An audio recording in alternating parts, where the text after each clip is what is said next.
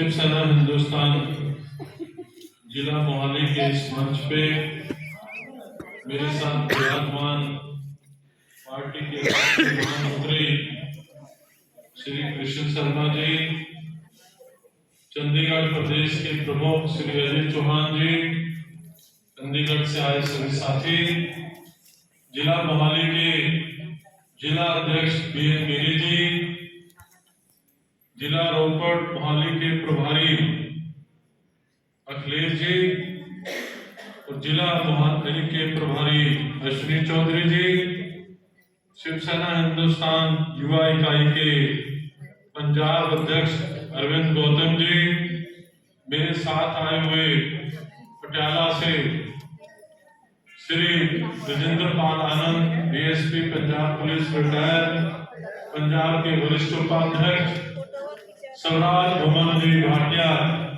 उत्तरी भारत हिंदुस्तान महिला सेना के अध्यक्ष श्री रविंद्र सिंगला जी, श्री भरतदीप ठाकुर जी उपाध्यक्ष पंजाब, शमाकांत पांडे जी उप प्रधान पंजाब और इस हाल में मौजूद सनातन हिंदू धर्म के बहादुर सैनिकों, आओ एक जोर से जय घोष करें। जय वीर बजरंगी। हमारे मंच पे बैठे परम आदरणीय शास्त्री जी, देखिए जिस हाल में हम लोग बैठे हैं उस हाल का नाम है शहीद उधम सिंह हाल। हमारे कई वक्ताओं ने कहा कि संख्या कम है, हिंदू कम जागृत हो रहा है, ऐसे भी कह सकते हो। क्या शहीद उधम सिंह के साथ 200-400 शहीद उधम सिंह थे? उनकी संख्या हजारों में थी। भगत सिंह, राजगुरु, सुखदेव, करतार सिंह सराबा, झांसी की रानी, महाराणा प्रताप, शिवाजी मराठे, क्या 200-400 की गिनती में थे? ये वो वीरों का नाम है जिन्होंने अकेले इतिहास के आसमान पे अपना नाम लिख दिया। अभी आपने भगवान श्री राम जी का वर्णन किया, भगवान कृष्ण जी का वर्णन किया, क्या ये सब लोग 200, 400, 2000 की गिनती में थे? राम जी ने कहा कि मैं वनवास जा रहा हूं और वन में मेरी धर्म पत्नी का अपहरण विश्व विजेता रावण ने कर लिया। अब मैं अयोध्या जाकर के सेना लाऊं, या जहां वो थे वहां से बहुत कम दूरी पे उनके और भी रिश्तेदार राजा थे, वहां से सेना मांगी, व्हाट्सएप मैसेज भेजा। राम जी तो नहीं रोने बैठ गए कि मेरी सीता का अपहरण हो गया, अब मैं जो है संख्या बन चुका हूं। वो एक संगठन करता थे, संगठन बना सकते थे। वन में रहने वाले जो जीव थे उनका संगठन किया उन्होंने, चाहे वो बानर थे, भालू थे, कोई भी जीव थे, उनका उन्होंने संगठन बनाया।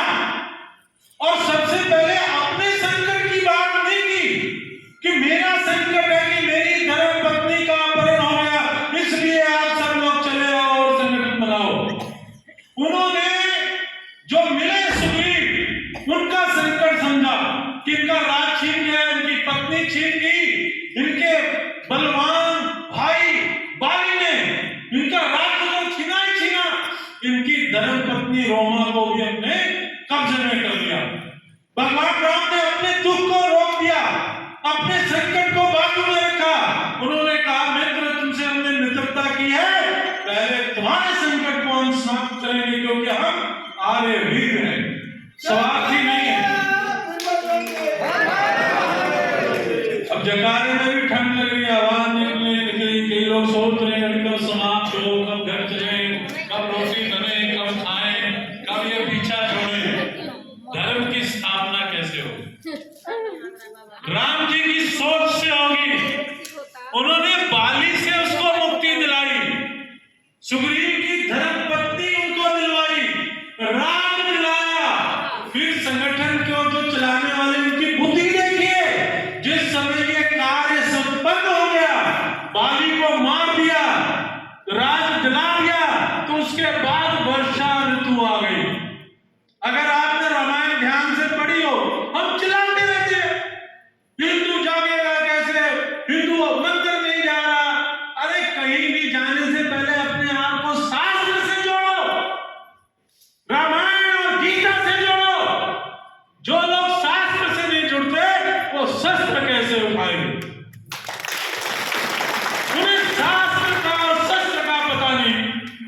स्वामी जी ने पूछ लिया कि राम जी वनवास गए, उन्होंने सब चीज छोड़ी, सोना चांदी वस्त्र राजा के आभूषण, क्या नहीं छोड़ा।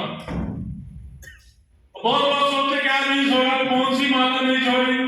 अरे माला नहीं, उन्होंने धनुष बाण नहीं छोड़ा। जिसका अवतार धरती पे धर्म स्थापना के लिए हुआ हो, वो शस्त्र को कैसे छोड़ देगा। हमने भगवान कृष्ण की लीलाएं भी पढ़ी है। मैं बता रहा था कि जब बाली का वध हो गया, राज मिल गया, रोमा को मुक्त करा के सुग्रीव को दे दिया गया, तब भगवान ने कहा, भगवान संगठन करता थे, भगवान रणनीतिकार थे। अरे कौन भगवान राम हो सकता है जिसके पास विभीषण आए और विभीषण को लेकर के कई राय थी, राम दल में, बानर दल में, महान भाव में चर्चा की कि दुश्मन का भाई है, इससे मिलने की आवश्यकता नहीं। भगवान राम ने कहा नहीं, इन्हें सादर लाओ मेरे पास। और भगवान राम ने कहां बिठाया, जैसे ये बैठे और आप बैठे, विभीषण को इधर नहीं बिठाया। भगवान राम ने जिस शिला पे बैठे थे जहां लक्ष्मण के साथ, उन्होंने कहा आओ लंकेश, मेरी शिला पे मेरे साथ बैठो। उसके मन में था कि लंकेश मेरा भाई तो नहीं पीछे पीछे आ गया, क्योंकि रावण को लंकेश कहा जाता था, विभीषण को लंकेश नहीं। राम जी कितने बड़े रणनीतिकार थे। हम भगवान मानते हैं वो अलग बात है, हमारी श्रद्धा है, हम उनकी पूजा करते हैं। भगवान राम रणनीतिकार कितने थे। वर्षों वर्षों से जो उसके मन में छुपी हुई भावना थी विभीषण के कि मैं लंकापति बनूं, उसको उन्होंने हवा दे दी और उसको लंकेश कह के संबोधित किया। अरे हिंदू जिस दिन रामायण पढ़ लेगा, जिस दिन गीता पढ़ लेगा, जिस दिन अपने महापुरुषों को पढ़ लेगा, उस दिन उससे बढ़िया कौन सी लंकेश संबोधित करके उसके मन की भावना को बढ़ा दिया और अपने साथ करके इसको इतना आदर दिया कि फिर भविष्य कभी लंका की ओर मुंह नहीं कर पाए।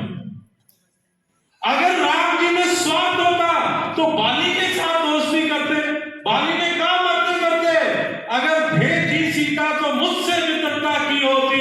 6 महीने मैंने कांच में रखा रावण को, यूं चुटकियों में मैं उसको पसंद है। और भगवान राम ने किससे मित्रता की, जिसके साथ अत्याचार हो रहा था, जिसके साथ जुल्म हो रहा था, उसके संकट का हरण किया। भगवान कृष्ण की गाथा बहुत लोग कहते हैं मेरा मतभेद है उनके साथ, केवल मुरली, केवल गोपी, क्या इससे आगे कृष्ण जी की गाथा नहीं है। कृष्ण जी ने महाभारत का युद्ध का नेतृत्व किया। अगर उन्होंने रास रचाया तो उन्होंने कंस के दूध और दही और मक्खन को भी मथुरा जाने से बंद कर दिया। उन्होंने कहा जो हमारे बाल सखा हैं वो खाएंगे, जो डंड पेल रहे हैं, जो मल युद्ध कर रहे हैं, उनको दूध दही मक्खन खिलाया जाएगा। उन्होंने कहीं नशा कराने के लिए, चिट्टा कराने के लिए या चाय पिलाने की बातें नहीं। और उसी का परिणाम था कि जब वो अपने मामा कंस के पास पहली बार गए तो कंस ने कहा कि हम इनका मल युद्ध करेंगे, बड़े बड़े योद्धाओं से कृष्ण जी का युद्ध कराया गया। हम ऐसा मान लें कि वो भगवान थे इसलिए वो जीत गए, पर इसलिए भी जीत गए क्योंकि उन्होंने दूध दही मक्खन का सेवन किया और वहां रहते हुए युद्ध के भी नियम की पालना की। उस समय भी मल युद्ध किया। अब किसी भी बात जो आपकी पहुंच से बाहर है उसको आप भगवान बना दो, वो अलग बात है कि हम नहीं कर सकते, ये तो भगवान ही कर सकते थे। भगवान ने भी युद्ध किया, भगवान ने भी संकट से मुकाबला किया। हिंदुत्व कैसे बचेगा? हिंदू कायर नहीं है, बुज़दिल नहीं है। अगर कायर होता, बुज़दिल होता तो फिर महाराणा प्रताप कहां से आते, जिन्होंने मुगल साम्राज्य की कोई भी दास्तां स्वीकार नहीं की। ये समझनी पड़ेगी। हमारे हिंदुओं में इतने बड़े योद्धा हुए कि जिन्होंने तलवार की बार से दुश्मन को चीरते हुए घोड़े को चीर करके धरती तक कृपाण लेकर के। हमने बाबा दीप सिंह जी की शहीदी की बात सुनी है कि कृपाण जो उनकी गर्दन कटी हाथ पे लेकर लड़ते रहे। हिंदुओं में योद्धा हुए जिनके हाथ कट के, जिनकी गर्दन कट गई कांधे पे लेकर के, और 2 कंधों पर वो लड़ते रहे। और रात जो मुगल साम्राज्य की सेना थी ये भाग गए कि ये कौन से देवता प्रकट हो गए। ये मैं तो बना की बातें नहीं बना रहा हूं। हमारी माताएं कैसी हुई, पन्नाबाई जैसे अपने स्वामी के बच्चे की रक्षा करने के लिए, राणा उदय सिंह की रक्षा करने के लिए अपने बच्चे को सुला दिया, अपने सामने कटवा दिया, केवल युवराज राणा सिंह को बचाने के लिए, जो महाराणा प्रताप के पिता हो। मैं बातें इसलिए सुना रहा हूं कि बहुत लोग कहते हैं हिंदू बुज़दिल है, कायर है, डरपोक है। आप डरपोक नहीं हो, आप कायर नहीं हो, आप बुज़दिल नहीं हो, लेकिन आप इतिहास से दूर चले गए, आप रामायण से दूर चले गए, आप भगवान कृष्ण की कथा से दूर चले गए। अगर उन्होंने बांसुरी बजाई है, अगर उन्होंने रास रचाया है, तो उन्होंने महाभारत के युद्ध के मैदान में खड़े होकर के गीता का प्रवचन देने का भी साहस रखा है। किसी भी युद्ध में किसी भी देवी गीता का प्रवचन दिया। ये हिंदू इतिहास है, साक्ष्य के साथ है। साइंस कह रहा है कि आज भी कुरुक्षेत्र के मैदान में जो आवाजें हैं वो आज भी सुरक्षित है, उसको ढूंढा जा सकता है। ये नासा ने, विज्ञानियों ने, भगवान कृष्ण ने जो समुद्र में नगरी बसाई, वो भी आज वैज्ञानिक सच है, विज्ञान ने ढूंढ के निकाल दी। तो दोस्तों, हम हिंदू एकता सम्मेलन क्यों कर रहे हैं? हिंदू सिख एकता सम्मेलन क्यों नहीं कर रहे? क्योंकि हम सियासी नहीं है, राजनीतिक मकसद नहीं है। हमारा मकसद है कौम को इकट्ठा करना, कौम को संगठित करना। अगर हिंदू कौम डरपोक होती तो आजादी के इतिहास में ये लिखा न होगा कि आजादी के इतिहास का पहला परवाना, पहला शहीद मंगल पांडे, जिन्होंने मेरठ की छावनी के युद्ध का नेतृत्व किया। और लोग कहते हैं कि प्रवासी क्या होता है? पंजाब का हिंदू, यूपी का हिंदू, बिहार का हिंदू हिंदू है। क्या राम जी को प्रवासी राम कहेंगे? अयोध्या यूपी में है तो प्रवासी राम होंगे? नहीं, वो केवल और केवल विश्व विख्यात मर्यादा पुरुषोत्तम भगवान श्री राम के नाम से जाने जाते हैं। अयोध्या यूपी की है, पटना की है, ऐसा नहीं। सबसे बड़ा विश्वविद्यालय नालंदा बिहार में था, तो क्या आप कहेंगे बिहार की संपदा? वो राष्ट्र की संपदा।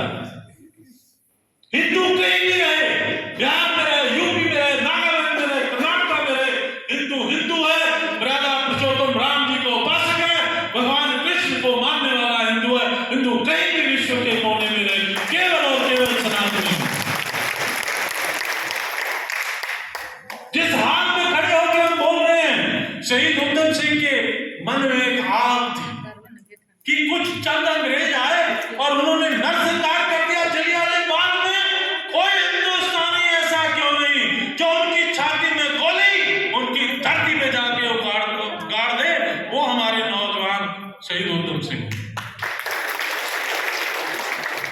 आप जैसे ठंड मान रहे हो, आप जैसे कमा रहे हो, खा रहे हो, अगर ऐसा भगत सिंह ने सोचा होता, ऐसा राजगुरु सुखदेव ने सोचा होता, तो आज आजादी की सांसें नहीं आप ले रहे होते। फिर घुटनों के बल पे अंग्रेजों के सामने कीड़ों की तरह रेंगते होते, जैसे अमृतसर में अंग्रेजों ने हिंदुस्तानियों को चलाया। केवल हमारी सोच है कि हमारा बच्चा बन जाए, डॉक्टर बन जाए, बन जाएगा डॉक्टर, पाल लोगे बच्चे को, लेकिन दैत्य पंजाब में घूमते रहेंगे, राक्षस पंजाब में घूमेंगे, आपके बच्चे को गोली मार देंगे, तब रोते हुए लाश उठाकर संस्कार के लिए ले जाएंगे। आग आपके दामन तक न पहुंचे, इसके लिए शिवसेना हिंदुस्तान कोशिश कर रही है। हमारे पास कोई पैसा नहीं है। बीएन गिरी, अखिलेश जी, अश्विनी जी, अरविंद गौतम अपनी कमाई के पैसे से वो प्रबंध कर रहे हैं। हमारे साथ दो और लोग जुड़े हैं, किरण जी और उनके पति, उनको भी पद दिया गया, लेकिन हमको एमएलए की टिकट थोड़ी दे रही है, कोई एमपी थोड़ी बना रही है। अभी हम रास्ते में आए, भारत जोड़ो यात्रा, बड़े बड़े बोर्ड, बड़े बड़े स्लोगन, बड़े बड़े चित्र लगे थे, पैसे की भरमार है, मंत्री रहे हैं, सरकार है, कोई कमी नहीं। आज के कुछ समय बाद आम आदमी पार्टी के पास भी कमी नहीं रहेगी। अभी हट रहे हैं सरारी फरारी, इसीलिए हट रहे हैं कि वो कह रहे ईमानदार, कट्टर ईमानदार हो गए। हम कट्टर ईमानदार है, पर इधर डालो हम कट्टर ईमानदार। तो इसलिए सनातन हिंदू धर्म को जगाने के लिए माताओं का भी योगदान मिलना चाहिए। ये कह के कि माऊ आ रहा है, चूहा आ रहा है, सो जाओ। अब जिस बच्चे को तुमने माऊ से, चूहे से, बिल्ली से डरा दिया, वो शेर से मुकाबला कैसे करेगा? आने वाले जीवन में संकट से मुकाबला कैसे करेगा? छत्रपति शिवाजी महाराज जो हिंदवी साम्राज्य के जनक हैं, जिसकी हम कल्पना करते हैं, उनकी मां जीजाबाई ने चूहे और मच्छर और दूसरों से नहीं डराया था। उन्होंने उसे ऐसे पाला, शिवाजी मराठे को, कि वो आज हिंदवी साम्राज्य के जनक है। एक बार मां जीजाबाई ने जिद की कि शाम तक ये किला मुझे जीत कर दो शिवा। उन्होंने शिवाजी महाराज से कहा ये शाम तक किला मुझे मिलना चाहिए। अपनी मां को वचन दिया कि शाम तक ये किला हम जीत लेंगे, और किला जीत लिया। उनके सबसे बड़े सेनापति शहीद हो गए। उन्होंने अपनी मां को कहा, मां गढ़ आया सी गया, यानी कि गढ़ को जीत गया मैं, पर मेरा जो शेर था वो शहीद हो गया, यानी कि गढ़ आया और सीख गया। ऐसी मां होनी चाहिए। महाराणा प्रताप की मां होनी चाहिए, पन्ना बाई की मां होनी चाहिए। ऐसी माताएं हो। लोग कहते हैं महात्मा गांधी बड़े बड़े विचारवान हैं। उनकी मां ने कहा, वो भी डरते थे। करमदास मोहनचंद गांधी पूरा नाम है जिनका, वो भी डरते थे। उनकी मां ने मंत्र दिया कि जब भी डर लगे तो राम कहना, राम। और इसीलिए जब उनकी छाती में गोली गई तो उनके आखिरी शब्द थे, हे राम। हाय राम नहीं, हे राम। ये अलग बात है, उनके लिए बहुत कुछ कहा जा सकता है, बहुत कुछ कहा जाता है। लेकिन आप लोग जो पंडाल में बैठे हो, संख्या पर्याप्त है, संख्या कम नहीं है।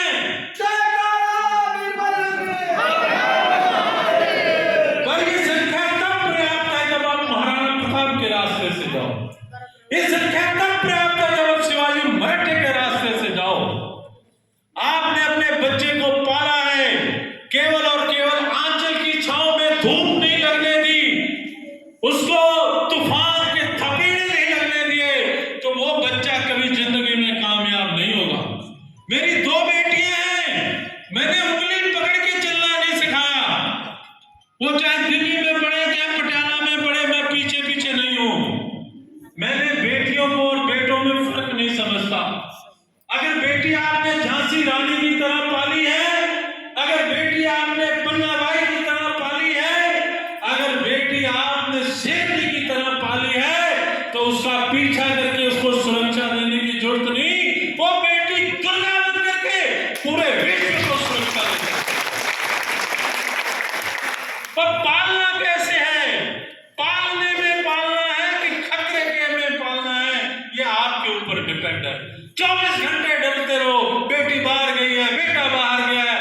अरे बेटे को जरा वज्र बनाओ, बेटी को भी संस्कार दो, तो बेटी लंदन में भी बेटी सुरक्षित होगी। आप उसकी राखी नहीं कर सकते बेटी। हिंदुत्व कमजोर नहीं है, इसे बचाने की जरूरत नहीं है, इसको जगाने की जरूरत है। हमारे बड़े बड़े कथावाचक, व्यासपीठ पे बैठने वाले माताओं और बहनों को राधा के नाम पे नचा रहे हैं। क्या कभी उन्होंने भगवान कृष्ण के नाम पे कहा कि आप भी शस्त्रधारी हो जाओ, लाइसेंस बनाओ, बंदूक लो, कानूनी रूप से शस्त्रधारी हो जाओ, एक लाठी घर पे रख लो? कभी नहीं कहना। ये हमारे धर्माचार्य की भी गलती है। धर्माचार्य जब व्यासपीठ पे बैठे तो बताएं कि भगवान राम हर संकट की घड़ी में किसी का मुंह नहीं देखते रहे। उन्होंने हनुमान जी भी पैदा किए, उन्होंने सुग्रीव भी पैदा किए। अरे सुग्रीव को कष्ट से मुक्ति दिला दी जब वो राज्य मध्य में भूल गया कि मैंने भगवान राम का कार्य करना है, तो लक्ष्मण को विशेष रूप से भेजा कि हर प्रकार से साम दाम दंड भेद से केवल और केवल डराना है, मारना नहीं है, क्योंकि हमारा वो मित्र है। डराना है, भय देना है, कहना है कि जिस बाण से बाली को मारा था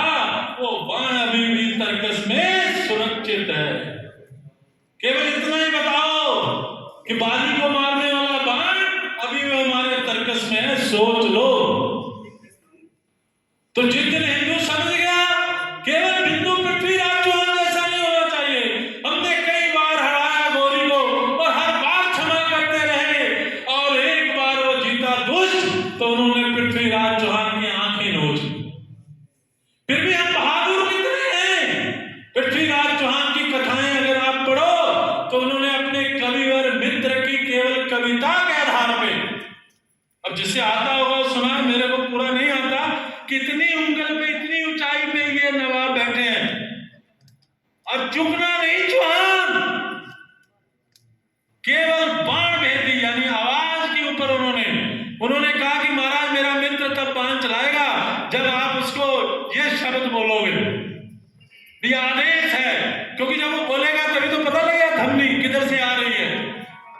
तो इतने उंगल पर, इतनी ऊंचाई पर, इस दिशा पे चौहान विराजमान है। चौहान ये मुगल बैठा है, इसको मारिए। तो ये आपकी आंखें नोच ली गई, आपको दर्द दे दिया गया, उसके बाद भी आपने मार दिया। ये सनातनी हिंदू योद्धा का करामात था।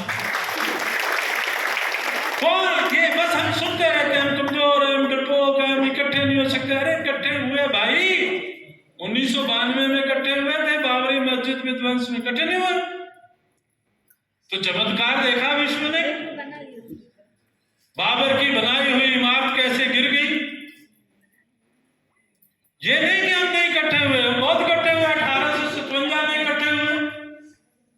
विश्वविख्यात विद्रोह है, बहुत कुछ हुआ है, बहुत कुछ हिंदू कर सकता है। केवल आपको यह बताने के लिए कि हिंदू बहुत कुछ कर सकता है। आप महान हो, योद्धा हो, वीर हो, रामायण के, गीता के, भागवत के उपासक हो, पर आप भूल गए हो इन ग्रंथों को लाल कपड़े में बांध करके बैग आपने छोड़ दिया है। आप सिर पढ़िए। मोहाली के एक नाके पे कुछ लोग आते हैं, कहते बंदी सिंहों को रिहा करो।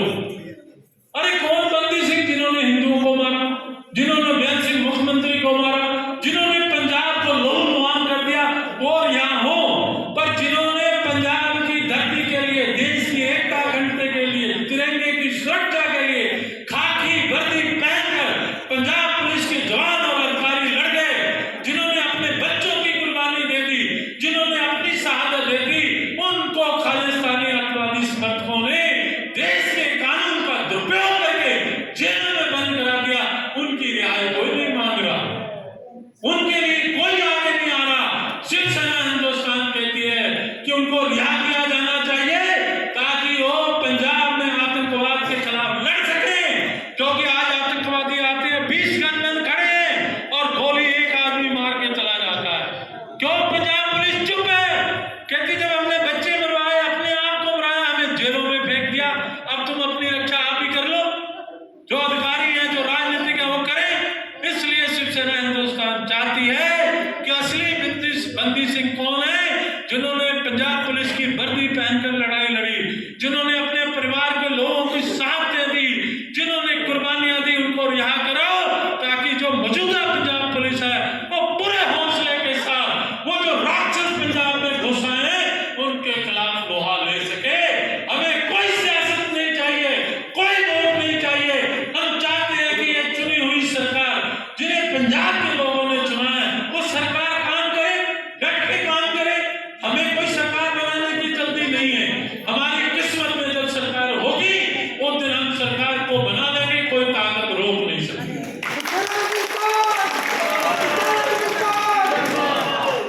बस इसी निवेदन के साथ कि आप मंदिर जाएं, मंदिर में बैठे, अपने घर में रामायण जी का, महाभारत का, गीता का, हिंदू शास्त्रों का अध्ययन करें। और सबसे बड़ी कुलविंदर जी को हमने राम हनुमान सेवा का अध्यक्ष बनाया, इन्होंने प्रयास नहीं किए। प्रयास करने चाहिए मंदिर में बैठने के लिए, कोई ना कोई हम सत्संग शुरू करें। मैंने एक व्यक्ति को पूछा अभी लुधियाने में कि सत्यनारायण भगवान की कथा सुनी? तो कहा हाँ जी हम हर बार सुनते हैं। मैं क्या सुना? कभी इतना कहाँ याद रहता। बात इसके शुरू हुई, मैंने कहा कि आप अमीर हो? नहीं अमीर तो नहीं है। मैंने कथा सुनी क्या? नहीं। मैंने कथा में भी ऐसे ही भगवान भेष बदल के बोलते हैं साहूकार, इस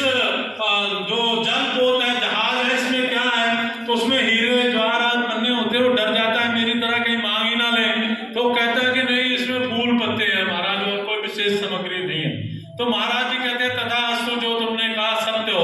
वो जहाज फट से ऊपर आ जाता है, क्योंकि घास पत्ते थे। तो वो फिर ढूंढता है महाराज जी कहाँ गए। महाराज जी थोड़े दूर चले जाते हैं, वो दौड़ के जाता है कि नहीं महाराज, उसमें तो हीरे पन्ने जवाहरात थे। तो उन्होंने कहा तुमने जो कहा हमने तो वही कहा। तो हम शास्त्र ऐसे ना पढ़े कि फटाफट पढ़ दें कि अभी मैंने दुकान पे जाना 8 बज गए। शास्त्र को अच्छे तरीके से पढ़ें, अपने बच्चों को साथ बिठाएं। और फिर आप कहते हो हमारे बच्चे कहना नहीं मानते, राम जी की तरह नहीं मानते। अरे भाई राम जी की तरह परवरिश करो, पहले उनको रामायण तो सुनाओ। आप सुना तो रहे नहीं है उनको, मोटरसाइकिल कावासाकी ये वो दे रहे हो, पूरा पैसे दे रहे हो, तो फिर अंत में वो आपको बेकार की चीज समझते हैं और फिर वृद्धाश्रम में आपको भर्ती कर देते हैं कि ये हमारे आराम में खलल वाली चीज है, इसे जरा वृद्धाश्रम में 20-50 हजार जमा करके कर दे। तो बस इतनी बेनती के साथ शास्त्र का अध्ययन करें, बच्चों को मंदिर ले जाना सिखाएं और हिंदू योद्धाओं की कहानियां पढ़ें। माएँ हमारी उनको चूहे और माओं और दूसरे चीजों से न डराएं, उन्हें हमारे हिंदू योद्धाओं की कथा और कहानियां सुनाएं। क्योंकि अगर वीर अभिमन्यु की माँ ने उसको अभिमन्यु को सुनाया था, तभी वो चक्रव्यूह में चले गए। माँ हमारी सो गई और चक्रव्यूह से निकलने का भेद अभिमन्यु जान नहीं पाया, इसी करके अभिमन्यु युद्ध के दौरान मारा गया। तो ये भी विज्ञान है कि जो आप सुन रही हो कथा, जो आप देख रही हो, वही बच्चे को प्राप्त हो रहा है। तो इस तरह अगर आप करेंगे तो हिंदू जागेगा, हिंदू आगे बढ़ेगा। अगर हम ठंड में सिकुड़ते जाएंगे तो आपकी जनसंख्या भी सिकुड़ेगी। जहां से हिंदुओं की जनसंख्या कम होगी, वहां से देश की सीमा समाप्त हो जाएगी। ये अटल सच्चाई है, इसमें कोई दो राय नहीं। आप इतने समय तक आए, आपने धैर्य पूर्वक हमें सुना, चाहे कुछ हमारी माताएं जल्दी कर रही थी, उन्होंने भी सुना, उनके लिए भी धन्यवाद। और मोहाली की तमाम लीडरशिप को, विशेष करके हमारे जो युवा इकाई के अध्यक्ष है अरविंद जी, कल उन्होंने एक वीडियो जारी की और एक दुष्ट सनातनी लुधियाने में खड़े होकर कह रहा था कि हम बाबा जगतार सिंह हवारा की रिहाई के लिए सब हिंदू इकट्ठे हैं। शायद उसकी मां ने एक ही हिंदू जना था, वही उसके समर्थन में है, बाकी हिंदू कोई उसके समर्थन में नहीं। और अरविंद गौतम ने बहुत करारी चोट डाली, इसके लिए मैं उनको बधाई देता हूँ, उनकी प्रशंसा करता हूँ। जोरदार तालियां बजाएंगे। तो इसलिए मैं उनकी प्रशंसा भी करता हूँ, उनका समर्थन भी करता हूँ। और समय आने पे ऐसे दोस्तों को सबक भी सिखाया जाए।